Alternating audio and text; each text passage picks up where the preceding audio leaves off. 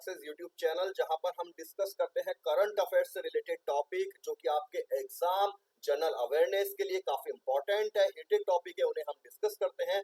आज की क्लास में हम डिस्कस करने जा रहे हैं नीति आयोग का ग्रेट निकोबार आइलैंड प्रोजेक्ट, जो कि एक काफी इंपॉर्टेंट प्रोजेक्ट है, एक एम्बिशियस प्रोजेक्ट है नीति आयोग का, जिसको 1970 से काफी सारा चर्चाओं में रहा है और अभी के समय में ये काफी न्यूज़पेपर्स में कवर किया गया है। तो देखते हैं इसके बारे में किस तरीके से इंपॉर्टेंट है, क्या इसका सिग्निफिकेंस है और क्या इसके कंसर्न है जो कि न्यूज़पेपर्स में कवर किए जा रहे हैं। तो स्टार्ट करते हैं ग्रेट निकोबार आइलैंड प्रोजेक्ट। मेरा नाम है अभिषेक और आप देख रहे हैं learn to success YouTube channel. तो स्टार्ट करते हैं लर्नर। तो हम पहला देखते हैं कि ये न्यूज में क्यों था।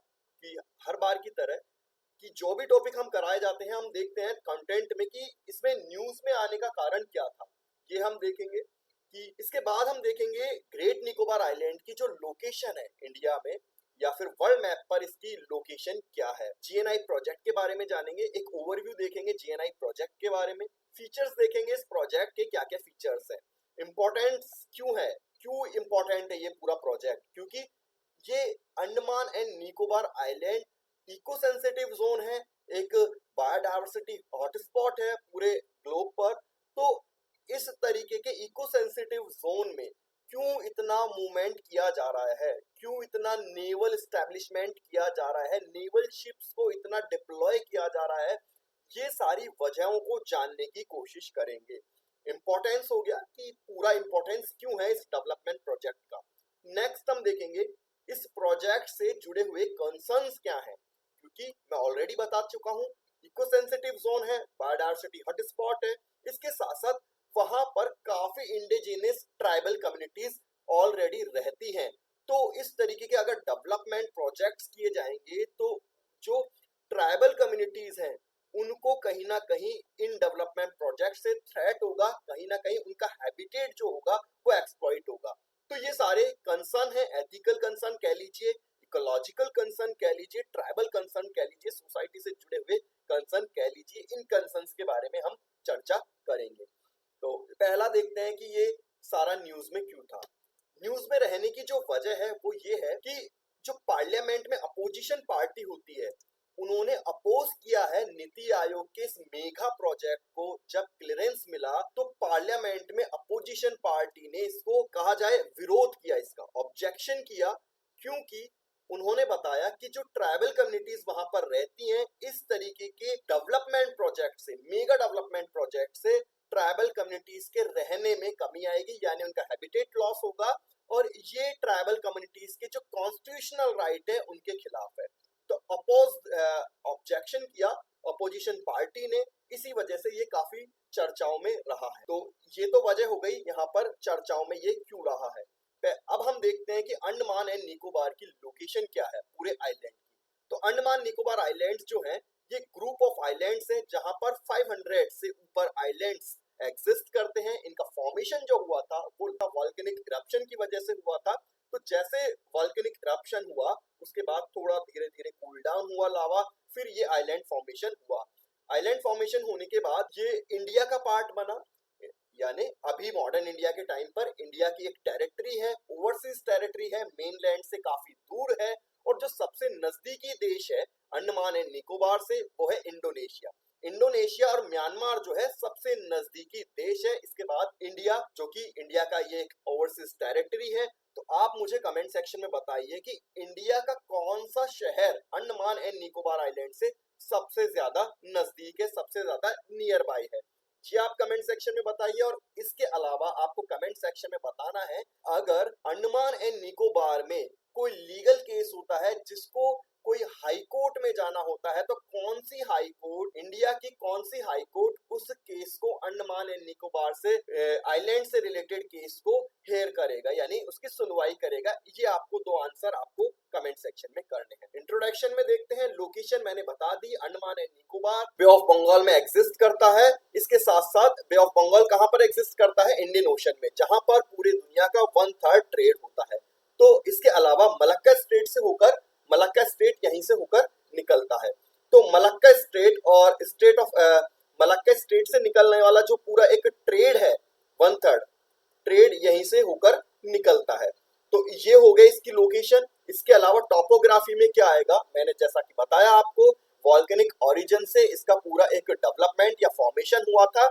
इसके साथ साथ यहाँ का जो क्लाइमेट है वो पूरे साल भर ह्यूमिड क्लाइमेट रहता है, क्योंकि इक्वेटर पे नजदीक होने की वजह से सनलाइट डायरेक्ट पड़ती है, और सनलाइट डायरेक्ट पड़ने की वजह से, कन्वेक्शन की वजह से जो हीट है या फिर कहा जाए वेपर जो है ऊपर जाता है और वहां पर मॉइस्चर बनाए रखने के लिए रेस्पॉन्सिबल है। साथ में जैसे कि इंडिया के मेनलैंड में बारिश होती है, उसी तरीके से अंडमान एंड निकोबार आइलैंड में भी मानसून के द्वारा बारिश होती है, जो मई से लेके सितंबर अक्टूबर तक बहुत ज्यादा हैवी रेनफॉल इस रीजन में देखने को मिलता है। अब देखते हैं हम ये पूरा जीएनआई प्रोजेक्ट क्या है लर्नर्स।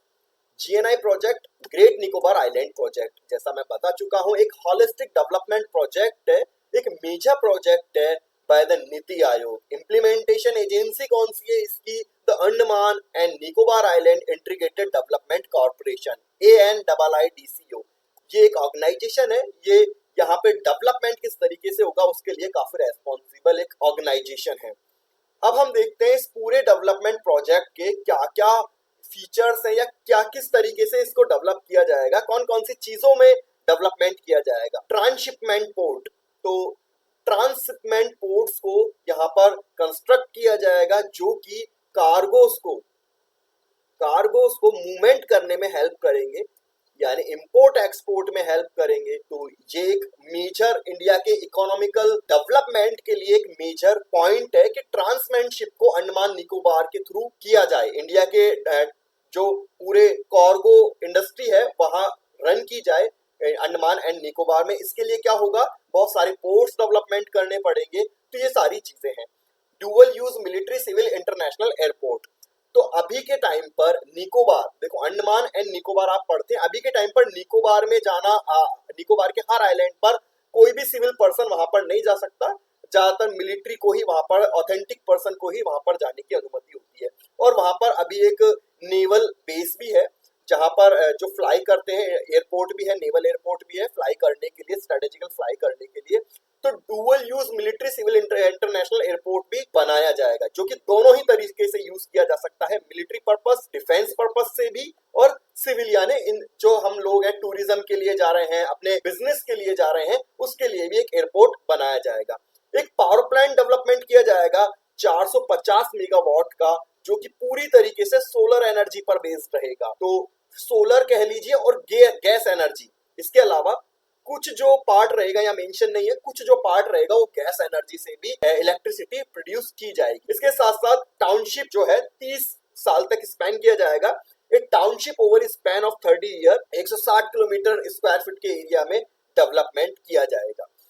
तो ये तो एक पूरा प्रोजेक्ट हो गया कि प्रोजेक्ट के इम्प्लीमेंटेशन पॉइंट्स कौन कौन से, क्या क्या डेवलपमेंट वहां पर किया जाएगा। फीचर्स क्या है इस पूरे प्रोजेक्ट के, जैसा कि मैंने आपको बताया, कार्गो शिपमेंट बढ़ाया जाएगा। तो कार्गो शिपमेंट बढ़ाने से क्या होगा, इकोनॉमिकल डेवलपमेंट होगा, और ज्यादा हमें रिलाय होने की आवश्यकता नहीं पड़ेगी जीएनपीटी, विशाखापट्टनम पोर्ट्स, कोचिन पोर्ट्स पर। अगर हम इस तरीके के डेवलपमेंट प्रोजेक्ट आइलैंड के थ्रू करें तो क्या होगा, तो यहाँ पर जो बड़े पोर्ट्स हैं उन पर रिलाय कम रहना पड़ेगा। एक प्रॉपर नेवल कंट्रोल रहेगा, आर्मी का कंट्रोल रहेगा, डिफेंस का कंट्रोल रहेगा पूरी तरीके से, क्योंकि मैंने बताया 1/3 ट्रेड यहीं से होता है। तो ये काफी स्ट्रेटेजिकल लोकेशन है पूरी तरीके से नेवल कंट्रोल में रहने के लिए। अर्बन एमिनिटीज को बढ़ाया जाएगा, रोड को कंस्ट्रक्ट किया जाएगा, पब्लिक ट्रांसपोर्टेशन को कंस्ट्रक्ट किया जाएगा, वाटर सप्लाई को बढ़ाई जाएगी, क्योंकि इस तरीके के छोटे आइलैंड्स होते हैं वहां पर टूरिज्म एक्टिविटी ज्यादा होती है, और फ्रेश वाटर एक्सेसिबिलिटी होती है या फ्रेश वाटर की जो पूर्ति होती है उसमें कहीं ना कहीं हर्डल आता है, क्योंकि फ्रेश वाटर जो होता है वो बहुत कम होता है